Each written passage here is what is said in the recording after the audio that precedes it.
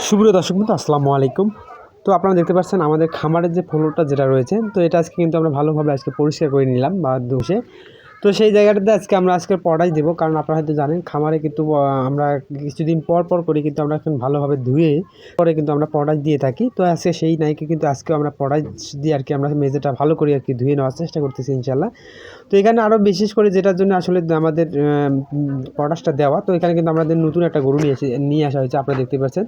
তো এই গরুটা কিন্তু আজকে আমরা নতুন একটা নিয়ে আসছি। তো নিয়ে আসার কারণেই কিন্তু আজকে আমরা ভালো করে গরুটা আমরা ধুয়ে নিচ্ছি ভালো করে ঘষে টষে। এখানে জন্য আমাদের যদি আমাদের কোনো জীবাণু থাকে, তো সেগুলো আসলে আমরা এই পটাশ দিয়ে মারার চেষ্টা করব। তো এই কারণে আসলে আমরা সুন্দর করে এখানে ধুয়ে টুয়ে আমরা নিয়ে এখানে পরিষ্কার করে নিচ্ছি। তো এই কারণে আসলে আমরা এখানে ঘষে ধুয়ে দেওয়ার চেষ্টা করতেছি, যেন জীবাণু যেগুলো আছে সেগুলো যেন আসলে ধুয়ে যায় বা মরে যায়।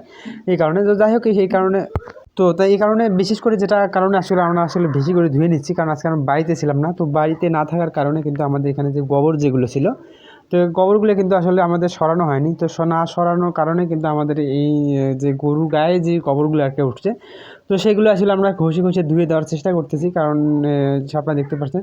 তো এখানে আসলে আমাদের মেঝেগুলোতে কিন্তু একটু শ্যাওলা ধরে থাকে। তো শ্যাওলাটা কিন্তু এরকম করে যে আমরা যে ঘষে যদি না দিই, তো সেটা কিন্তু আসলে আমাদের প্রচুর পরিমাণে পিছলে হয়ে যায়। কারণ আমাদের খামার কিন্তু পিছলে রাখা যাবে না, কারণ যেহেতু আমাদের এখানে গরু থাকে।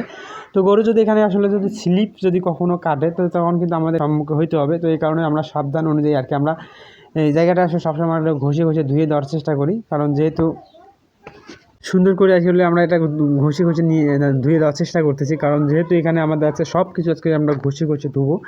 তো এখানে আমাদের গরুরও কিন্তু সাইডে যে গোবরগুলো ভরছে বা যে ময়লা যেগুলো ভরছে, সেগুলো কিন্তু আমরা ঘষে দেওয়ার চেষ্টা করতেছি। তো এই কারণে আসলে আমরা একটু সুন্দর, কারণ এটা আসলে এইভাবে হয়তো আজকে আমি দিতাম না, কারণ যেহেতু আজকে আমরা বাড়িতে ছিলাম না।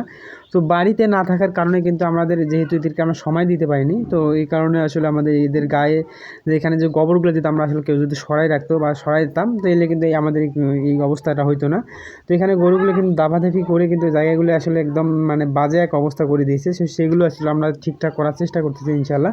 তো এখানে আসলে আমাদের যে গরু যেগুলো আছে, এগুলো কিন্তু আমরা ঘষে ইদানিং থেকে ধুয়েও দিচ্ছি, কারণ যেহেতু এখন কিন্তু গরুর যেহেতু একটু গরম পড়তেছে, তো ঠান্ডা থেকে গরমের দিকে আসছে।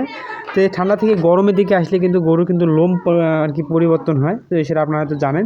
তো এখানে কিন্তু আমাদের এই গরুগুলো কিন্তু লোমও কিন্তু আমাদের পড়তেছে। তো এই কারণে আসলে ঘষে ধুয়ে দিচ্ছি, যেগুলো উপরের দিকে যেগুলো লোম যেগুলো আছে, তো সেগুলো যেন ধুয়ে পড়ে যায় নিচের দিকে চলে আসে। তো এই কারণে আসলে আমরা বিশেষ করে ধুয়ে দিয়ে দিচ্ছি, কারণ এই সময় কিন্তু আমাদের গরুগুলোকে সবসময় ধুইতে হবে। তো কারণ যেহেতু এই সময় লোম যেহেতু পড়তেছে, তো এদেরকে সবসময় পরিষ্কার রাখলে কিন্তু যে লোম যেগুলো আছে সেগুলো কিন্তু থাকবে না, নিচের দিকে পড়ে যাবে। তো এই পানির সঙ্গে আসলে পড়ে যায়। তো এই কারণে আসলে আমরা সবসময় এগুলো ভালো করে ধুয়ে দেওয়ার চেষ্টা